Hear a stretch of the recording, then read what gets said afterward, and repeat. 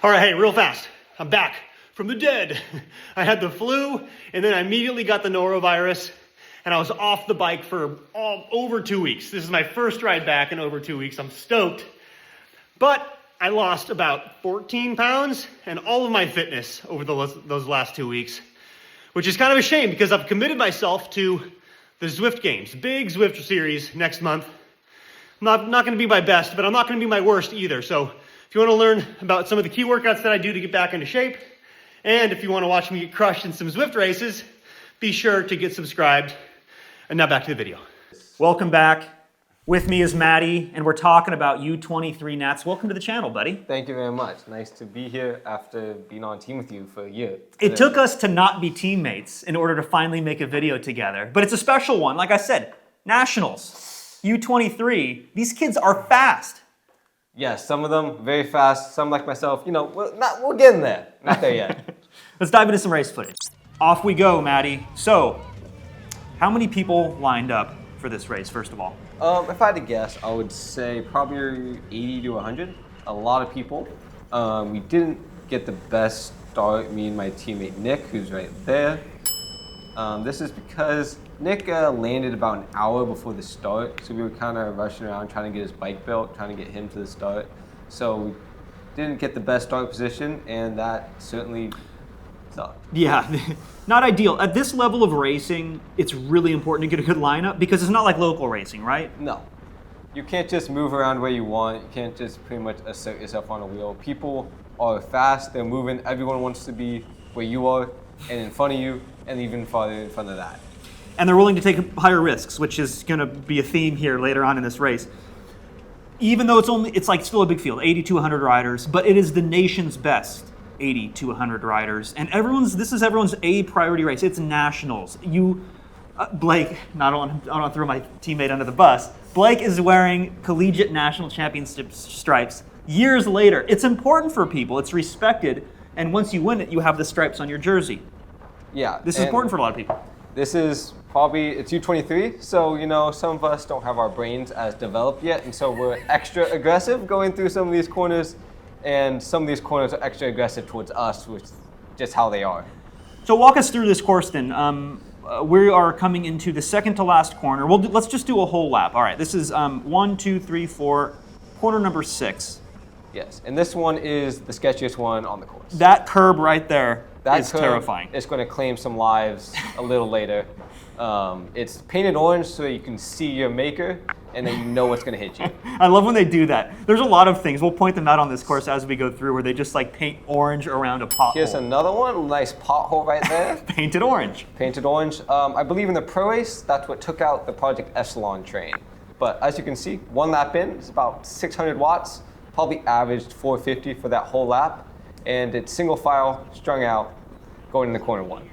And already, we are seeing riders already starting to drop wheels. We are literally like 2 minutes into a 75-minute crit, and look, like these big gaps. This isn't a gap that somebody left on purpose. This is like I'm about to get dropped. Yeah. Gap. So I had to make some moves, move up a little more. See, this guy's fading a little bit, so I'm trying to decide if I want to go around. Oh, another and effort. I just commit to it because I'm like, I got a few matches to burn, which eventually I run out of matches, but that's for later. Well, you fly across the country and you don't want your race to be over on literally lap number 1, beginning of lap 2. So now we're coming into corner number 2. This is the longest straightaway of the course. So this corner is really bumpy up the inside, so you see me hit that, and about 5 seconds later there's another bump right here, and then you're going a little bit, but you can't be too far left because the curb comes out to get you again. And you have one teammate in this race, right? You said Nick, who showed up an hour before they blew the whistle. What's the plan? Survival maybe is the plan at Nationals. So I was kind of thinking first, 45 to 55 minutes, kind of feel what's going on, because there's 2 very big teams here. There's 3. There's Kelly Benefits, Avolo, those are the guys in green, very bright, and then there's Team California in yellow, who all have pretty strong squads that I got to experience at Redlands, which also wasn't so fun. So there's a big difference, like we said, between local racing and this level national racing. I want to fast forward, show a few examples of why that's the case. And actually, we don't have to go very far. This is a good example of something that I like to do in these bigger level races. move up. You always have to be thinking about moving up. If you're not moving up, you're moving back. And you just gained, you saw a little gap right there, you just gained like 8 wheels. The worst time to move up is when it's single file, right? Yes, and that happens a lot during the race. It's a lot of single file and a lot of bunching up again. But my heart rate is so pinned just from closing random gaps that keep opening. And then these corners are scary. See someone almost introduces themselves to that curve there again. That is a scary looking curve. Yeah, we are going to talk more about that curve in a little bit. It comes like out into the race line, super weird. But what I was going to say, yeah, single file means it's fast, and also you just don't get bang for your buck. If you pop out in the wind and you do a big effort, 800 watts, 1,000 watts, something like that, and let's say you make up 4 bike lengths, you're only making up 4 positions if it's single file. Meanwhile, if it's all bunched up and you do the same thing, you pop out, you do 800 to 1,000, and if it's 10 riders wide, you can make up 40 positions for the same level effort, right? Yeah, and right here, if you go back just a little bit, you can kind of see how the field is a single file line. It's that whole finish straight. I'm doing about 500 watts, just trying to stay in the wheel behind this guy here, who's actually pretty big, giving me a pretty good draft. But the whole field is single file going, and we're only 5 laps in. That's when you're locked in. You can't really move up. I mean, you can do it, but you're going to drop yourself in the process. You're just kind of locked in. And this is why having like a big team presence is really important. I know that Evolo came out with a lot of riders. They were determined to win this thing. And when you have a lot of firepower on the front, they don't even have to be pulling. They can just be attacking, making the field fast. It locks things into position. You're not moving when it's single file going this fast. When it's over 30 miles an hour, you're just hanging on and your position's locked in. So you have to find those opportunities to move up. And like I said, when the group bunches up, that's when you get the best bang for your buck. We're going to see a few more of those opportunities, but I think that we're about to see a little bit more fireworks here in the early laps of this race. All right, so you guys know I've been on a mission to upgrade the basics. First, the socks. I got all of them replaced with quality pairs already. Now we're on to underwear, because let's be real, I know you guys, like me, have that same old Chubb pack from Costco sitting in the back of your closet for the last 10 years. No more. Skims just dropped a men's line, and they sent me their classic cotton briefs and their stretch briefs. Now, I'll spare you guys. This is the closest I'm gonna get to doing a legitimate underwear product demonstration, but I'll tell you guys, these are next level. Perfect fit, no sagging, no bunching. They basically feel like they're not even there, which to me is the ultimate compliment for underwear. Still unacceptable to wear underneath your bib shorts, in case you're curious. But if I had to wear a pair underneath my cycling bib shorts, it would probably be these guys right here, which are their stretch briefs, even more lightweight and form-fitting than the classic cottons. So if you're ready to upgrade your underwear game, if you're looking for the perfect gift for your Valentine or even for yourself, head over to skims.com. And after you place your order, be sure to let them know I sent you. Select YouTube in the survey and pick my channel in the drop-down. Thanks again to Skims for sponsoring this video. Now back to the race. Yeah, I knew something was coming up in these early laps, Maddie, and this is that corner and that curve that we were talking about already collecting some skulls early on in this race. Yeah, it took about, I would say, 20 riders out, and now... Dude, free lap, what are you doing? I'm not used to free laps, I'm gonna be honest. Rookie mistake. You don't want to be doing 800 when you don't have to. Look, pro tip here. Somebody who's raced national level races a lot, always take the free lap, especially early on in the race. If you're feathering brakes, take the free lap. The refs, it's a risk, it's a gamble, because the refs could be like, did you crash? And you say, well, no, but I was caught up behind the crash. And they could say, pound sand, get back on your flight back to California. That's a risk that you're taking. But now 199 beats per minute as a result. How you feeling in this moment? I don't think I'm thinking much. I'm thinking this guy wheel, I want to stay on it because he's bringing me back, and he stitched it up. His heart rate's doing the same thing. Yeah, by the way. We were not near the front, and now all of a sudden we found ourselves top 20 wheels, and our heart rate's through the roof. Not thinking.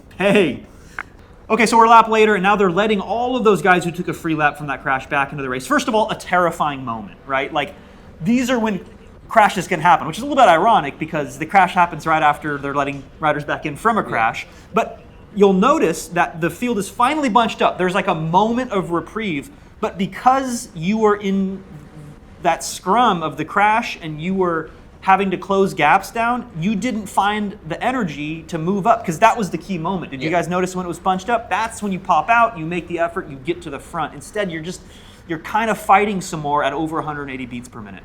This whole race, I kind of find myself in probably the worst position you want to be, just in the middle of the scrum, closing gaps, and then whenever I have an opportunity to move up, I'm just trying to get my breath back, trying to get my legs to function again, you know, a little more feeling in my whole body and thinking, but it's just hard. And like, I'm criticizing the way you're racing, literally sitting here in a desk chair. It's easier said than done, don't get me wrong.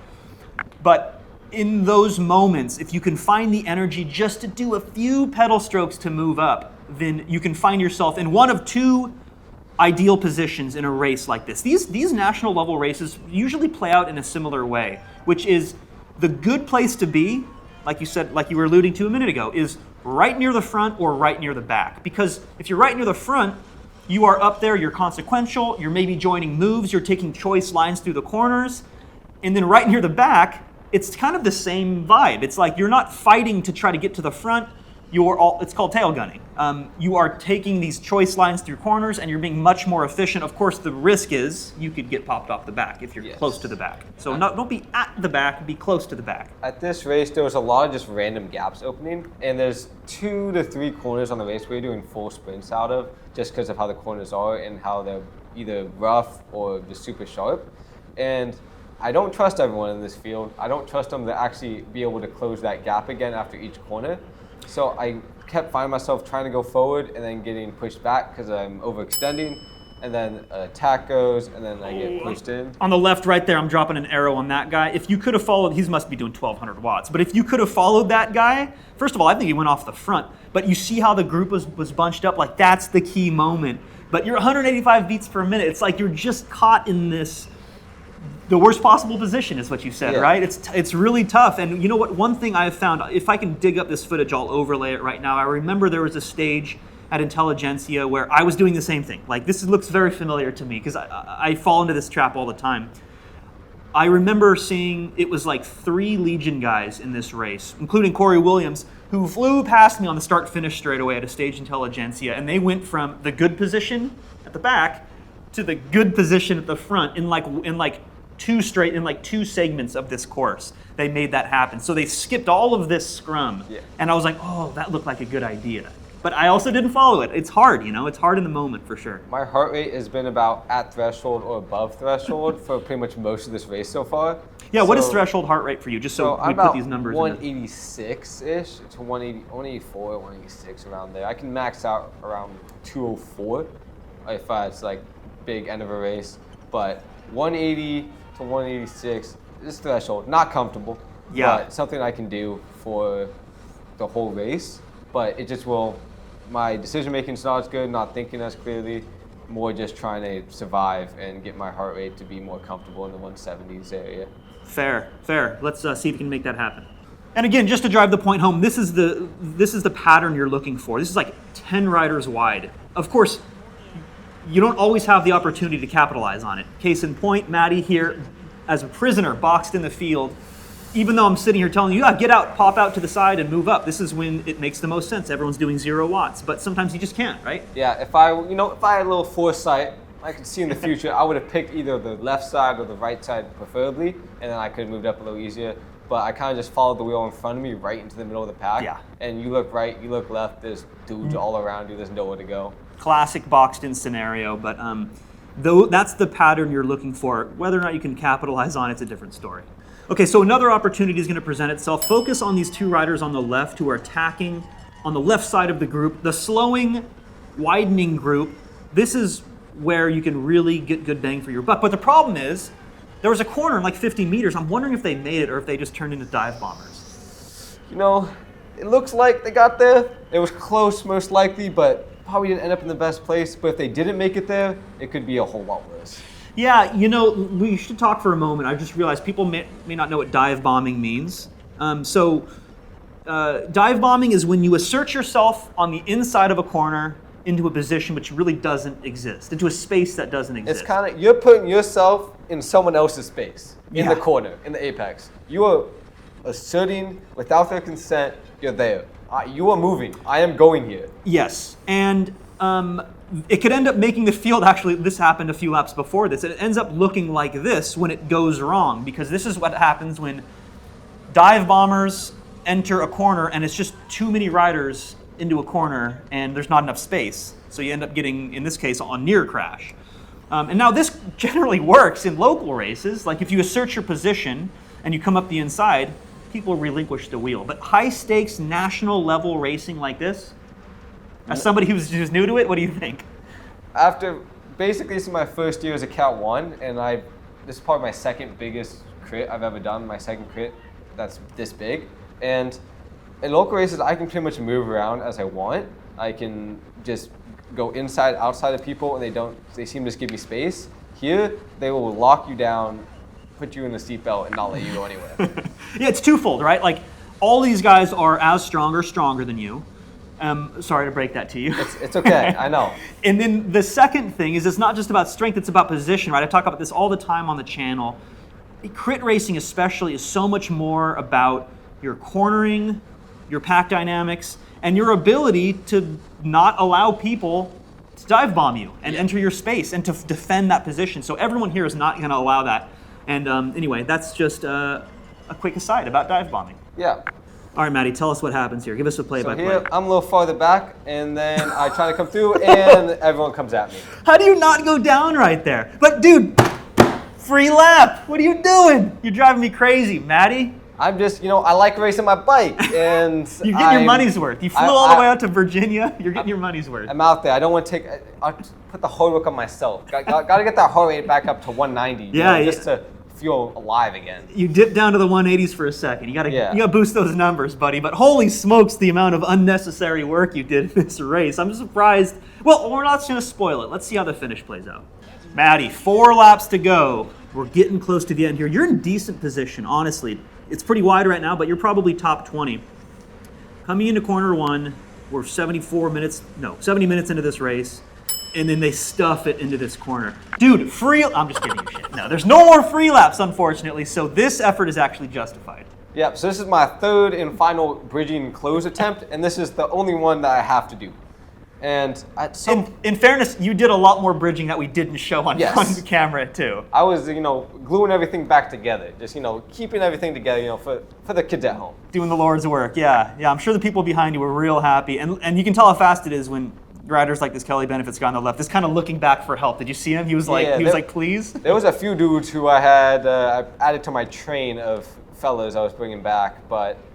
At some point here, I think either in that crash a little earlier, I realized I had a slow leak on my front tire, which kind of affects my cornering the rest of the race. You can kind of see it here where I'm following this guy, and I kind of just... You end up going wide through a lot of these corners when you don't need to. I did notice that. And as we approach the last lap, what's the situation on the road? There's some developments off the front, right? So, my friend, my teammate, my... Former teammate. My former teammate Your former teammate. I guess he was never on the same team as me, but I trained from at home. Gavin Halady, off the front, solo, doing his thing, and I'm sitting here doing 500 watts in the draft trying to hold on. What a badass. You're doing 33 miles an hour. Imagine being off the front solo at this point. That's exactly what Gavin's doing. He's on a Volo. Now he's on... EF. A Volo. Yeah, so he's off to greener pastures, and should we spoil it now? We're 1K to go. He stays off the front for the solo win to take the stars and stripes.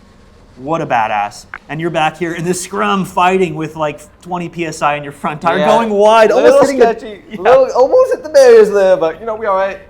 And then my heart rate's been at 180 for the past, too long. And now I'm kind of in the front. I'm like maybe 15th wheel, I would say, around there, but I can't corner for my life. No front tire makes it hard. You know what? Your position's still pretty good, though. Like, when it's chaos like this, there's no control on the front. You can 15th with even with 650 meters to go, like, isn't a bad position. I would want to be further up, but this doesn't mean that something can't happen from this position, because a Volo isn't in control on the front. You don't have one of these big teams just riding the front. In that case, you really need to be further up because it's so fast. But here you can tell everyone's just kind of fighting for their lives. It's been a really hard 75-minute race. And are you thinking you can salvage a result at this point, 300 meters to go? At this point, I'm trying not to crash because my front tire just keeps acting weird, and I just can't. I stand up to sprint, and it feels like I'm about to die. So I stand up for a little bit, almost to 1,000, not quite, and I'm just like, nah, I can't do this anymore. My heart rate's so high, and my front wheel doesn't work. And it's wild. I think they only scored like 20 something, maybe 30 riders. They scored like 30, 40 guys because that big crash with about 5 to go took out nearly everyone, especially because it caused a huge bunch up and there was nowhere to go. So 19th, right? 19th. Not bad. I know you're probably not stoked with the 19th. You were hoping for something a little bit more. But for somebody who's, how old are you? I'm 20. You're 20. This is your second big national level race. I think it's something to be proud of. Huge shout out again to Gavin for taking down the win. Of course, this was from a few months ago. People already probably know what happened. But we're rooting for Gavin in the Pro Tour. And Maddie, you get to hang around locally and beat up on me for the time being until your big break. I'm sure it's coming. Good having you on, buddy. Appreciate it.